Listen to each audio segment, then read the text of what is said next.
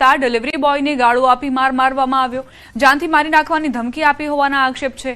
મામલો વધુ ઉગ્ર બનતા સ્થળ પર 4 થી 5 પીસીઆર વાહન સાથે પોલીસ દોડી આવી। આરોપી વ્યક્તિએ પોલીસ સ્ટેશન પહોંચીને મર્સિડીઝ કારમાં જવા માંગતો હતો ત્યારે ડિલિવરી બોય રસ્તો રોકી વિરોધ નોંધાવ્યો હતો।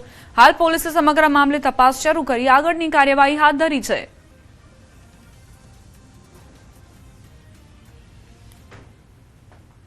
રાજકોટના જેતપુર સિટી વિસ્તારમાં વૃદ્ધ મુસાફરની બંગડી ચોરીના ગુનાનો પોલીસે ભેદ ઉકેલી નાખ્યો છે।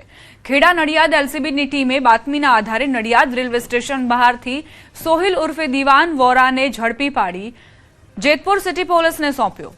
આરોપીએ વૃદ્ધને રિક્ષામાં બેસાડી હાથની બંગડી ચોરી કરી હોવાનું સામે આવ્યું છે। પોલીસે આરોપી પાસેથી અંદાજે 1.5 લાખ રૂપિયાની કિંમતની 11.3 ગ્રામ બંગડી કબજે કરી છે।